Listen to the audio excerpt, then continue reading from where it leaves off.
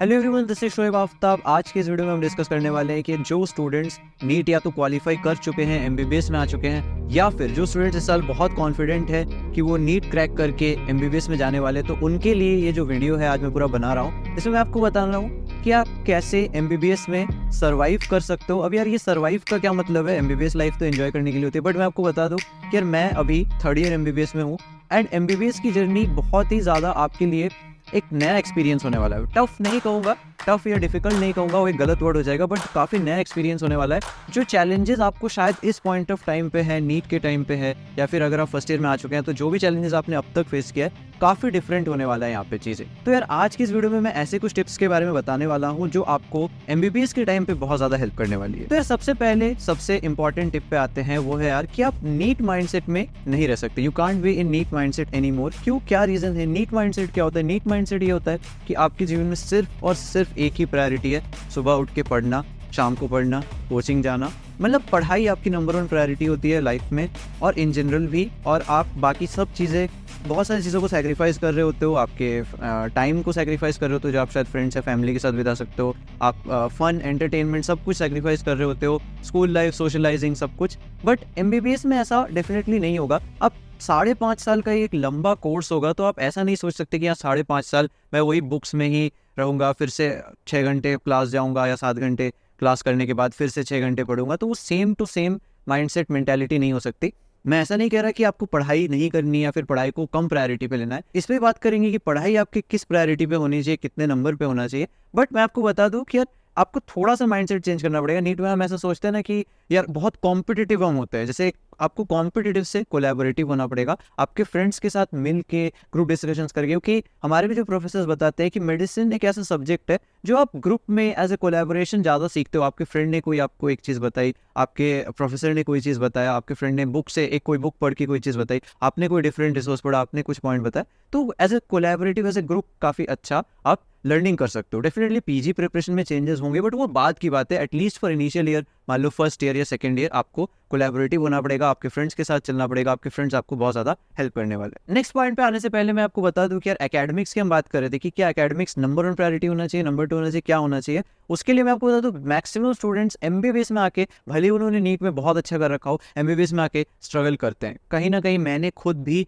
थोड़ा बहुत स्ट्रगल किया था अपने फर्स्ट ईयर में, सेकेंड ईयर में, और मैंने अपने स्ट्रगल से जो चीज़ें सीखी, जो चीज़ें एनालाइज किया, उससे मैं एक चीज़ तो डेफिनेटली कह सकता हूँ कि एमबीबीएस का सिलेबस बहुत बड़ा है। उस चीज़ को सॉल्व करने के लिए एक ऐप आई है, मणिपाल मिड-एज। आपको पता है कि यार टाइम यहाँ पे बहुत इंपॉर्टेंट है, सिलेबस बहुत ज़्यादा है, तो इन्होंने बहुत छोटे छोटे नगेट साइज्ड मॉड्यूल्स बनाए हैं जो कि माइक्रो लर्निंग के कॉन्सेप्ट पे वर्क करते हैं। और आपको पता है विजुअल मेमोरी हमारी काफ़ी अच्छी होती है। अगर हमने कोई चीज़ देख रखी है एज कम्पेयर टू उसको पढ़ा हुआ है या याद किया हुआ, उससे ज़्यादा अगर हमने कोई चीज़ देख रखी है, तो ये विजुअल मेमोरी आपको बहुत लॉन्ग टर्म तक रिटेन करने में हेल्प करेगी। तो ये जो मॉड्यूल्स है बहुत विजुअली भी रिच है। इसके अलावा जो फर्स्ट ईयर सेकंड ईयर के स्टूडेंट्स होते हैं उनके लिए यहाँ पे डाइसेक्शन लैब वाला फीचर भी है। ये बेसिकली यार कैडेवरिक डिस्कशन मॉड्यूल्स होते हैं जिसमें हमारा फोकस रहता है क्लिनिकल एस्पेक्ट पे, और ये एकदम एग्जाम ओरिएंटेड बाइट साइज छोटे होते हैं। जैसे कि फर्स्ट ईयर में आपको पता है एनाटॉमी बहुत दिक्कत देती है, तो ये एकदम close to real life anatomical exploration में आपको हेल्प करता है। आगे आप सर्जरी वगैरह भी पढ़ते हैं तो सर्जरी में भी आपको काफ़ी हद तक हेल्प करता है। इनके पास 100+ डाइसेक्शन वीडियो मॉड्यूल्स है। इसके अलावा यार आपको मिलता है लाइव ट्यूटोरियल और डाउट क्लियरेंस। आप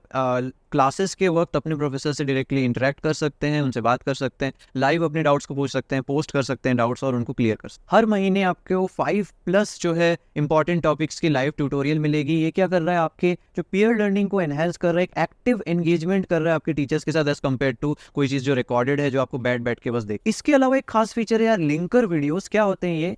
केस स्टडीज के थ्रू ये आपको प्रोवाइड कर रहे हैं pre clinical exposure, attitude, ethics, communication, जिसको इन्होंने AETCOM बोला है, और इंटीग्रेशन बिटवीन सब्जेक्ट्स। जो प्री क्लिनिकल एक्सपोजर है वो आगे चल के आपको हेल्प करेगा, बिकॉज वो आपको प्रोफेशनलिज्म सिखाएगा, एथिक्स सिखाएगा, कम्युनिकेशन स्किल्स और एम्पैथी भी सिखा रहा हो। आप अर्ली एमबीबीएस जर्नी में ही पेशेंट से इंटरेक्शन करना सीख रहे हो। नेक्स्ट आता है सबसे इंपॉर्टेंट यार इंटीग्रेशन, क्योंकि हमारे यहाँ पे मल्टीपल ऑर्गन सिस्टम्स होते हैं, मल्टीपल सब्जेक्ट्स होते हैं, सबको इंटीग्रेट करके एक साथ सीखना बहुत इंपॉर्टेंट है, और ये केस स्टडीज आपको एग्जैक्टली वही प्रोवाइड कर रहे हैं। इसके अलावा जैसे कि मैंने बोला AETCOM, एटीट्यूड, एथिक्स, कम्युनिकेशन, आपको पता है मेडिकल स्टूडेंट्स के लिए ये सबसे ज़्यादा इंपॉर्टेंट है, क्योंकि पेशेंट से इंटरेक्ट करते वक्त ये सारी चीज़ों का खास करके ध्यान रखें। तो इस पे आप ये सारी चीज़ें भी सीख रहे हो। इसके अलावा आपको मिलता है यार इमर्सिव 3D मॉड्यूल्स, जो बिल्कुल इंटरेक्टिव है और आपको काफ़ी हद तक हेल्प कर रहे होंगे जो ऑर्गन्स है, डिफरेंट सिस्टम्स है, उनको विजुअलाइज करने में। और इनके पास ऐसे 15+ 3D मॉड्यूल्स है जो इन सब चीज़ों को कवर कर। मैं इस ऐप को डेफिनेटली रिकमेंड करूंगा। अभी फ्री ट्रायल चल रहा है, आप 14 डेज का फ्री ट्रायल इसको यूज़ करो और फिर आप कूपन कोड भी यूज़ कर सकते हैं। दिवाली कूपन कोड है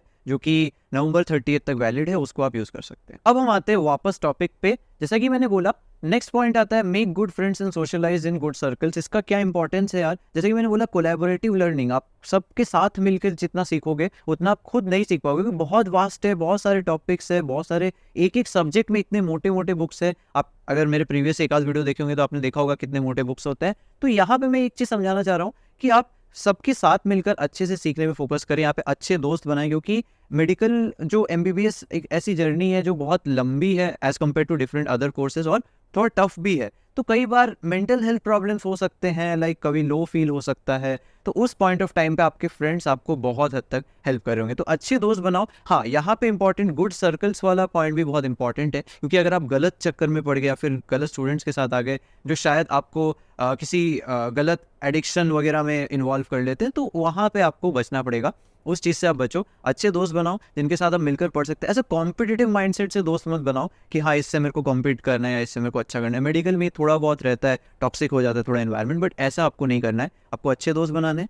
आपको ज़रूरी नहीं है कि वो पढ़ने में अच्छा हो सिर्फ आप उससे ही दोस्त बनाओ, बट हाँ आपके मन में एटलीस्ट एक डिटर्मिनेशन होना चाहिए कि हाँ आपको सब साथ मिलके अच्छा करना है, अच्छा परफॉर्म करना है और अच्छी लाइफ जीनी है। अच्छी MBBS कॉलेज लाइफ को एंजॉय करते हुए पढ़ाई भी अच्छे तरीके से करनी है। बस इतना हो then more than enough. Next हम आते हैं यार, take help from good seniors. इसमें क्या होता है यार, सीनियर्स बहुत इंपॉर्टेंट है, क्योंकि सीनियर्स ने वो एग्जैक्ट एक्सपीरियंसेस जो है कर रखे हैं, और वो जस्ट एक साल पहले ही कर रखे, तो वो ज़्यादा आपको गाइड कर पाते हैं और काफ़ी रेलिवेंट इन्फॉर्मेशन आपको प्रोवाइड कर सकते हैं। कई बार मेरे सीनियर्स ने मेरे एग्जाम्स में मुझे फेल होने से बचाया है, सिर्फ इसलिए बिकॉज उन्होंने एकदम रेलिवेंट चीज़ें बताई कि हाँ इस एग्जाम में ये चीज़ें इंपॉर्टेंट है, क्योंकि बहुत वास्ट है और आप खुद से सारी चीज़ें पता नहीं कर सकते कि किसमें क्या इंपॉर्टेंट होता है। इतना वास्ट टॉपिक, आप सारा सब कुछ भी सेम लेवल पे नहीं पढ़ सकते। हमारा नीट का सिलेबस हम कई बार याद नहीं कर पाते, तो MBBS का सिलेबस तो और बड़ा है, तो आप सब कुछ सेम लेवल पे तो याद नहीं कर पाओगे। जो इंपॉर्टेंट चीज़ें हैं जो एग्जाम में आते हैं, जो एग्जाम ओरिएंटेड है, जो ज़्यादा इंपॉर्टेंट है, MBBS लेवल पे जो इंपॉर्टेंट है, वहाँ तक आपको सीनियर्स बहुत अच्छे से गाइड कर सकते हैं। तो अच्छे सीनियर से हेल्प लें, उन सीनियर से नहीं जो आपको शायद मिसगाइड कर दे या फिर आपको किसी गलत आदत में इन्वॉल्व कर ले। ओके, नेक्स्ट पॉइंट, जैसे कि मैंने बोला एकेडमिक्स प्रायोरिटी है। इवन तो नंबर 1 प्रायोरिटी शायद आपका ना हो, मे भी आपको लगा है कि नीट तक मैंने बहुत मेहनत की, बहुत पढ़ाई की, अब मेरे को सिर्फ पढ़ाई तक सीमित नहीं रहना है। मेरा भी एकेडमिक्स प्रायोरिटी रहता है। इवन तो मैं यूट्यूब कर रहा हूँ, मैंने अपना startup toppers club mentorship start किया था, बट इस सब के अलावा भी अभी भी काफ़ी हद तक मेरा दिन का, अब मान के चलो 4 to 5 आवर्स में पढ़ाई को देता हूँ। ट्राई करता हूँ एटलीस्ट 4 आवर्स तो मैं पढ़ाई कर लूँ। तो इसमें आपको प्रायोरिटी पे रखना है। इवन तो आपका शायद नंबर 1 प्रायोरिटी ना हो, आप शायद थोड़े बहुत आप फ्रेंड से सोशलाइज करना चाहते हैं, कॉलेज लाइफ जीना चाहते हैं, फन एक्टिविटीज़ ट्रिप्स वगैरह में जाना चाहते हैं, तो आप कर सकते हैं, बट पढ़ाई को एक प्रायोरिटी पे रखना है। बिकॉज कहीं ना कहीं जब एग्जाम्स आते हैं फिर ऐसा होता है कि बहुत ज़्यादा आपको लोड पड़ जाता है। अगर आप पूरे साल थोड़ा थोड़ा नहीं पढ़ रहे तो बहुत ज़्यादा नहीं पढ़ना है। क्लासेस के अलावा 3 से 4 घंटे अगर आप ढंग से फोकस तरीके से इंपॉर्टेंट चीज़ें कर लेते हैं तो इतना मोर देन इनफ है। 3 से 4 घंटे भी मोर देन इनफ है। आपको 6 घंटे 7 घंटे 8 घंटे भी पढ़ने की कोई ज़रूरत नहीं है, डिपेंडिंग ऑन योर कॉलेज। ठीक है, कहीं पे शायद थोड़ा लोड ज़्यादा हो सकता है, कहीं पे कम हो सकता है। एम्स में यूजुअली हमें बहुत फ्रीडम मिलता है और ऐसा नहीं है कि हमें हर रोज़ इतना पढ़ना पड़ेगा या फिर इतने फ्रीक्वेंटली टेस्ट होते हैं, तो ये चीज़ आपको फ़ायदा डिपेंड्स ऑन कॉलेज। एक और पॉइंट में बोलूँगा यार, mental health should be your top priority. आपने सुना होगा मेडिकल कॉलेज एंड ऑल में सुसाइड केसेस वगैरह काफ़ी होते हैं, तो मैं बस एक ही चीज़ बोलूँगा कि पढ़ाई अपनी जगह है, कॉलेज लाइफ अपनी जगह है, फन रिलेशनशिप्स जो भी है सब अपनी जगह है, बट आपका जो पर्सनल मेंटल हेल्थ है वो आप नंबर 1 प्रायोरिटी पे रखो। उसको हमेशा सोचो कि हाँ कि क्या लॉन्ग टर्म में क्या आपको हेल्प करेगा, क्या हेल्प नहीं करेगा। तो कहीं ना कहीं छोटे मोटे सेटबैक्स होते रहते हैं। हो सकता है आप किसी एक सब्जेक्ट में फेल हो जाओ, हो सकता है आपका ईयर बैक लग जाए। इवन मैंने ऐसे स्टूडेंट्स मतलब देखे हैं जिनका 1 साल ईयर बैक लग जाता है, या फिर PG में सिलेक्शन रुक जाता है तो एक और अटेम्प्ट होता है, किसी किसी के 2 अटेम्प्ट में PG में निकलते हैं। तो यार ये कॉमन है, ये एक लॉन्ग जर्नी, ये 10-12 साल 13 साल की जर्नी है। यहाँ पे कुछ ऐसा नहीं होगा कि यार 1 साल इस बार पीछे रह गए, या फिर एक सेमेस्टर खराब हो गया, या फिर कुछ गड़बड़ हो गया, या लाइफ में कुछ खराब हो गया, फिनेंशियल कोई डिफिकल्टी हो गई, तो ये सब लाइफ का पार्ट है। अभी आप जस्ट कॉलेज में आ रहे हो तो यहाँ पे आपको कुछ नई चीज़ें मिलेगी, नए एक्सपीरियंसेस मिलेंगे, बट हाँ आपको अपना पर्सनल मेंटल हेल्थ हमेशा टॉप प्रायोरिटी पे रखना है। अगर आपको प्रोफेशनल हेल्प की ज़रूरत है तो आप डेफिनेटली उसको सीक आउट कीजिए, आपके फ्रेंड्स को बताइए, चीज़ों को शेयर कीजिए, अपने फ्रेंड्स से बताइए, अपने पेरेंट्स से डिस्कस कीजिए, अपने प्रोफेसर्स अपने टीचर से डिस्कस कीजिए। कोई भी हेल्प करने से मना नहीं करता है आपको कभी। इवन सीनियर से भी अगर आप कहेंगे कि नहीं मेरा मेंटल हेल्थ मुझे अब ठीक नहीं लग रहा है, तो फिर आपको डेफिनेटली वो हेल्प मिलेगी। प्लस आप एक मेडिकल कॉलेज में हो जहाँ पे ऑलरेडी ऐसी फैसिलिटीज़ आपके लिए अवेलेबल होती है। नेक्स्ट पॉइंट है यार, don't start worrying for PG very early. मतलब आप ऐसा नहीं कि फर्स्ट ईयर से आते ही पीजी की तैयारी शुरू कर देंगे या फिर कोचिंग ले लेंगे। तो ऐसा बहुत इंपॉर्टेंट नहीं होता कि आप पीजी ओरिएंटेड एकदम स्टार्टिंग से ही हो जाओ। तो यहाँ पे मैं बस ये कहूँगा कि आप बेसिक कॉन्सेप्ट्स, मेन चीज़ें आप अपने सीनियर से डिस्कस करो कि हाँ क्या क्या रेलिवेंट है, क्या क्या इंपॉर्टेंट है, जो मेरे को लगता है कि हाँ पीजी में शायद ऐसी चीज़ें आती है। तो आप बेसिक और इंपॉर्टेंट चीज़ों पे फोकस कर सकते हो, बट स्टार्टिंग से ही मत सोचने लग जाओ कि हाँ मुझे ये ब्रांच चाहिए, क्योंकि आप धीरे धीरे एक्सप्लोर करोगे, आप क्लिनिक्स पे जाओगे, आप डिफरेंट पोस्टिंग्स पे जाओगे, डिफरेंट सब्जेक्ट के पोस्टिंग जाओगे, तो आपको खुद से एक पता लगेगा कि हाँ ये जो फील्ड है ये मुझे अच्छा लगता है, मुझे इसमें जाना है। तो वो धीरे धीरे आप डिसाइड करना है। ऐसा नहीं कि स्टार्टिंग में फर्स्ट ईयर में जाते ही मुझे रेडियोलॉजी चाहिए या फिर मुझे डर्मा चाहिए तो मुझे अभी से पीजी की प्रिपरेशन करनी है, ऐसा बिल्कुल नहीं करना है, ठीक है। मैंने ऐसे सीनियर्स देखे हैं जिन्होंने डेडिकेटेड प्रिपरेशन 6-7 महीने की और उन्होंने बहुत अच्छा रैंक पीजी में सिक्योर किया, ठीक है। नेक्स्ट पॉइंट पे आते हैं, अडेप्ट टू द, बस लास्ट पॉइंट है कि यार चेंज इन एनवायरनमेंट में आपको अडेप्ट करना पड़ेगा। आपने पहले भी अडेप्ट किया, 10th तक आपका पढ़ाई का लोड बहुत ज़्यादा नहीं था, 11th-12th में आने के बाद पढ़ाई का लोड बढ़ा, तो उस चीज़ में भी आपने अडेप्ट किया खुद को, नीट प्रिपरेशन के लिए खुद को अडेप्ट किया। तो अब एमबीबीएस भी एक और चैलेंज है, एक और आपके लाइफ का पार्ट है, इसको एज ए लाइफ का पार्ट लो और जो चेंजेस हुए उसके अकॉर्डिंग खुद को अडेप्ट करो, खुद के टाइम टेबल को चेंज करो, खुद के एटीट्यूड, खुद के मेंटालिटी को चेंज करो और इस चीज़ के लिए प्रिपेयर हो जाओ और वर्क करना स्टार्ट करो। तो यार ऐसे ही मैसेजेस के साथ, मोटिवेशन के साथ मैं आपसे मिलता रहूँगा, अगले वीडियो में आपसे मिलूंगा। तब तक के लिए यार बाय बाय, मिलते हैं अगले वीडियो।